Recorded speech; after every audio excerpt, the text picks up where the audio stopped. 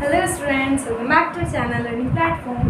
Today we will discuss about the chapter Black Aeroplane. The Black Aeroplane इस story का नाम है. To stories about flying से part second है. First part हमने इससे पहले वाली वीडियो में डिस्कस किया है जो कि इस यंग सैगल के बारे में स्टोरी थी.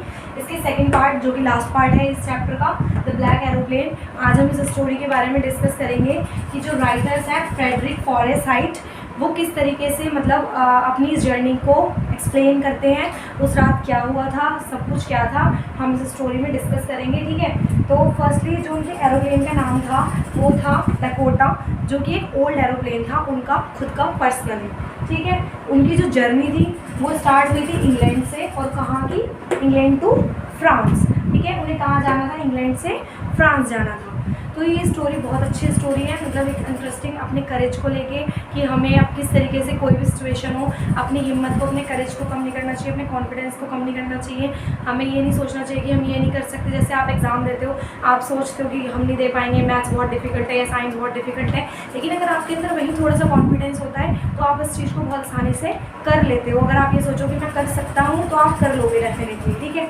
तो चलो स्टोरी स्टार्ट करते हैं. क्या होता है कि जो राइटर होते हैं वो अपनी फैमिली से मिलने के लिए उन्हें जाना होता है, तो वो अपनी जर्नी स्टार्ट करते हैं डकोटा एरोप्लेन के साथ, जो कि उनका खुद का एरोप्लेन होता है. मॉर्निंग के 1:30 हो रहे थे और वो निकलते हैं अपने एरोप्लेन डकोटा के साथ. कहाँ के लिए निकलते हैं? फ्रांस के लिए निकलते हैं. तो जैसे वो अपनी जर्नी स्टार्ट करते हैं इंग्लैंड से फ्रांस के लिए, तो जैसे वो एरोप्लेन में बैठते हैं तो वो पेरिस कंट्रोल रूम में कॉल करते हैं, मतलब बोलते हैं कि मतलब अपने एरोप्लेन का नाम बताते हैं इस तरीके से, और मैं लैंड कर चुका हूँ तो आप मुझे डायरेक्शन वगैरह बता दे देना. जो भी है वो वहाँ से निकलते हैं. ठीक है.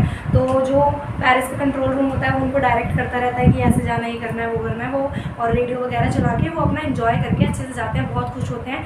पूरा स्काई बिल्कुल साफ़ होता है, क्लियर होता है, सब कुछ बहुत अच्छा होता है. मून भी होता है वहाँ पे, स्टार्स भी निकले हुए होते हैं. तो उनकी जर्नी बहुत अच्छी स्टार्ट होती है, बहुत खुश तरीके से, बहुत अच्छे तरीके से.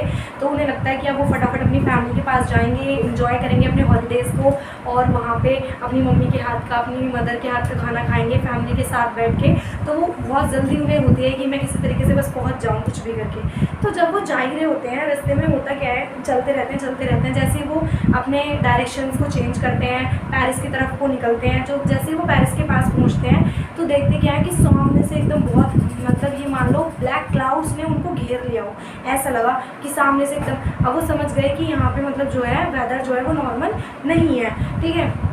होता क्या है, उनका फ्यूल भी थोड़ा थोड़ा कम होने लग जाता है, इतना नहीं होता. तो जैसे वो वहाँ पे मतलब ब्लैक एरो मतलब क्लाउड्स के आसपास पहुँचते हैं, रेडियो बंद हो जाता है उनका, मैप काम करना बंद कर देता है उनका, सब कुछ बिल्कुल ऐसा हो जाता है जैसे सब डैमेज बिल्कुल ख़त्म हो चुका है और उनके पास अब कुछ नहीं होता. सिर्फ उन्हें अपनी जर्नी को किसी तरीके से करना होता है और उनको ना रास्ता दिखता, ना उन्हें वे पता चलता कि मुझे कहाँ जाना है, क्योंकि ना उन्हें डायरेक्शंस पता चलती, सब रेडियो वगैरह क्योंकि सब डैमेज हो गए होते हैं. तो उन्हें समझ ही नहीं आता कि वो किस तरीके से कहाँ पे जाएं. लेकिन वो फिर भी उन्होंने अपना करेज नहीं खोया, वो कंटिन्यू अपने वे पे चलते रहे क्लाउड्स के अंदर. मतलब उन्होंने उसको पार कर, मतलब उसके अंदर बिल्कुल एंट्री एक तरीके से बोल सकते हैं, क्लाउड के बीच में से वो निकलना उन्होंने स्टार्ट कर दिया. तो होता क्या है, जब वो सोचते हैं कि अब फ्यूल भी थोड़ा है, मैं क्या करूँ, मुझे समझ में नहीं आ रहा, मैं किस तरीके से अपनी जर्नी को कंप्लीट करूँगा. वो सोचते हैं एक बार कि मैं घर वापस चला जाऊँ. फिर उन्हें सोचते हैं कि नहीं, मुझे तो अपनी मम्मी के पास, मतलब अपनी फैमिली के पास जाना था, एंजॉय करने अपने हॉलीडेज़, मैं ऐसे नहीं कर सकता, मैं वापस नहीं जाऊँगा. और फिर वो देखते हैं कि जो फ्यूल होता है वो भी इतना होता है कि मुश्किल से 10 to 15 मिनट्स ही वो कवर कर सकते हैं, इससे ज़्यादा वो कवर नहीं कर सकते. वो पेरिस कंट्रोल रूम में बार बार कॉल करने की कोशिश करते हैं, वहाँ पे अपने कनेक्शन बनाने की कोशिश करते हैं, बट ऐसा नहीं हो पाता क्योंकि क्लाउड्स इतने ज़्यादा हो गए थे, वहाँ पे नेटवर्क टावर सब खत्म हो गया था.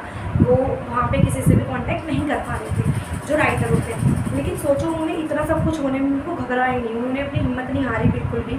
उन्होंने क्या किया, उन्हें ऐसा लगा कि मतलब उन्होंने क्या किया, उन्हें दिखा साइड में एक ब्लैक एरोप्लेन चल रहा है और उन्हें देख के बहुत खुशी हुई कि अब मैं अकेला नहीं हूँ, यहाँ पे मेरे साथ एक और एरोप्लेन है. और उन्हें ऐसा लगा कि वो उनको बोल रहा है कि मुझे फॉलो करो. तो अब वो उन्होंने क्या किया, एक ओबीडिएंट चाइल्ड की तरह उन्होंने सोचा कि अब मेरे को बचने का तो यही तरीका है, तो मैं इनको फॉलो करता हूँ.